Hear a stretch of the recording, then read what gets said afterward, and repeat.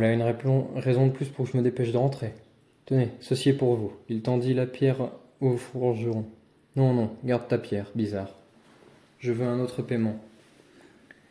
Alberich va à Fenster au printemps prochain. Il veut devenir maître forgeron. Et moi, j'ai besoin de quelqu'un. Viens travailler pour me payer ta dette, quand tu auras le temps. Eragon s'inclina légèrement, ravi. Horst avait deux fils, Alberich et Baldor, qui l'aidaient à sa forge. Offrir la place de l'un des deux était une marque de confiance, une proposition généreuse. Encore merci, lança le garçon. J'ai hâte de travailler avec vous. Il était heureux d'avoir un moyen de rembourser Horst. Son oncle n'aurait jamais accepté qu'on lui fît la charité.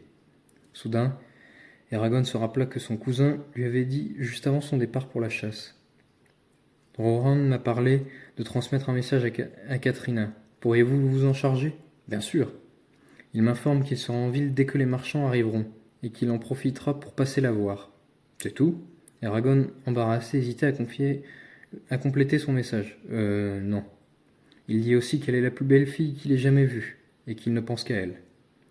Un grand sourire éclaira le visage du forgeron, qui cligna de l'œil. Voilà qui devient sérieux, pas vrai? Oui, monsieur, reconnut Eragon en souriant à son tour. Attends que vous y êtes, vous pourrez la remercier d'être allé vous chercher? J'espère qu'elle ne sera pas punie à cause de moi. Oran ne me le pardonnerait jamais. Ne t'inquiète pas, Solon ne sait pas qu'elle m'a appelé à la rescousse. Ça m'étonnerait qu'il s'en prenne à elle. Tu ne veux pas dîner avec nous avant de partir? Non, désolé, je vois filer. Garo m'attend. Eragon referma son sac, le chargea sur son dos, reprit la route en adressant un signe de la main en revoir au forgeron. La viande pesait lourd dans le sac, ralentissant sa marche. Mais la hâte de retrouver les siens donnait à Eragon des ailes. Il sortit du village, laissant d'un coup derrière lui les chaudes lumières des maisons. La lune opaline dominait les montagnes, baignait le paysage d'une lueur fantomatique, qui semblait être un pâle halo de la clarté du jour.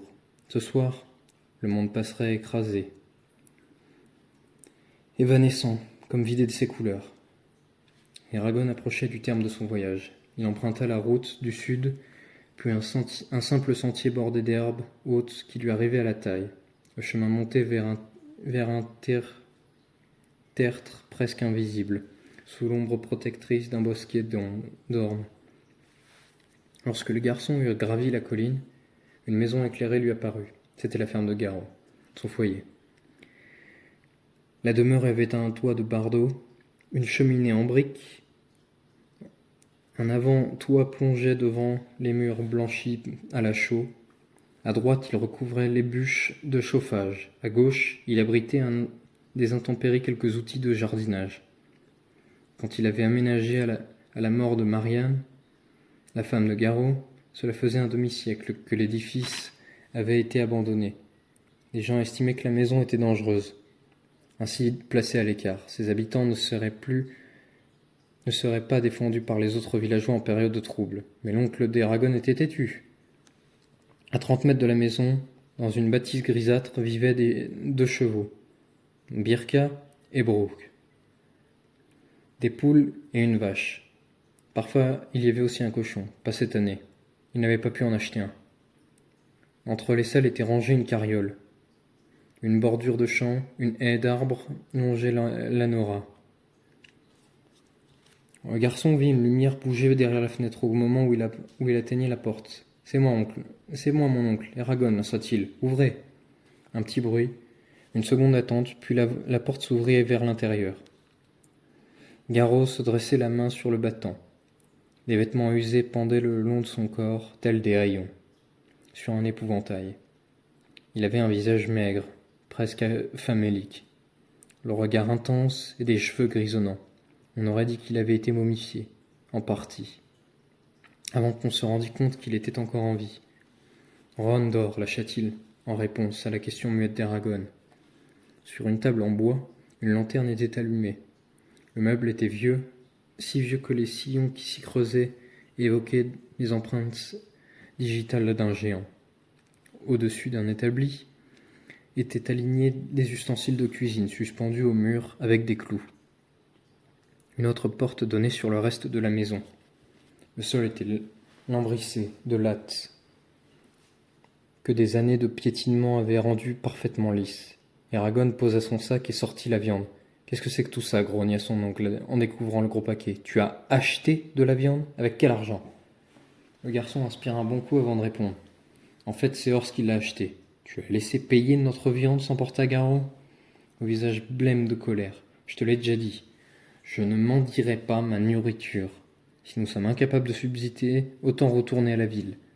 Là-bas, que tu aies demandé quoi que ce soit, on te donne des vêtements d'occasion et on vient vérifier si tu n'as pas besoin de quelque chose pour passer l'hiver.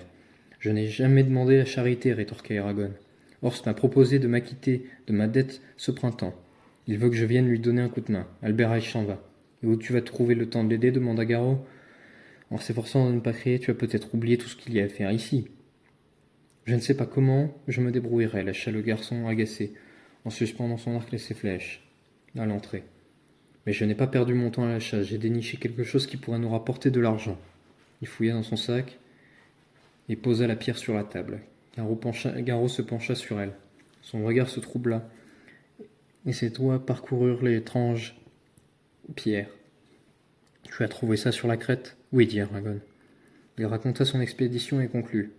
« La pierre, c'est ce que j'ai perdu. Le pire, c'est que j'ai perdu ma meilleure flèche. Je vais bientôt devoir m'en tailler de nouvelles.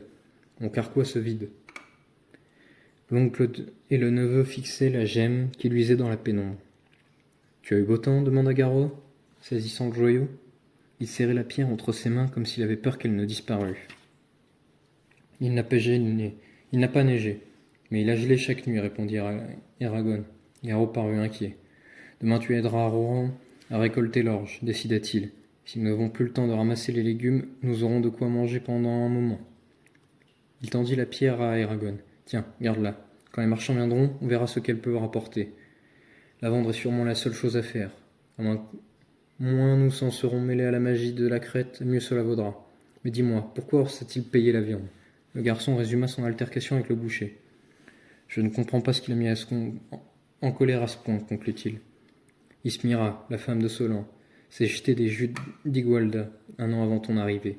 Depuis, il a toujours soigneusement évité d'avoir le moindre rapport avec la crête. Mais ce n'est pas une raison pour refuser ton offre. Je pense qu'il te cherchait juste des crosses. » Eragon se balança d'une jambe sur l'autre à la manière d'un ours. « C'est bon d'être de retour, grogna-t-il. Le regard de Grao s'adoucit, l'homme acquiesça. Eragon gagna sa chambre, glissa la pierre sous son lit et s'effondra sur le matelas. Il était rentré chez lui. Pour la première fois depuis le début de la chasse, il allait enfin pouvoir dormir sans crainte.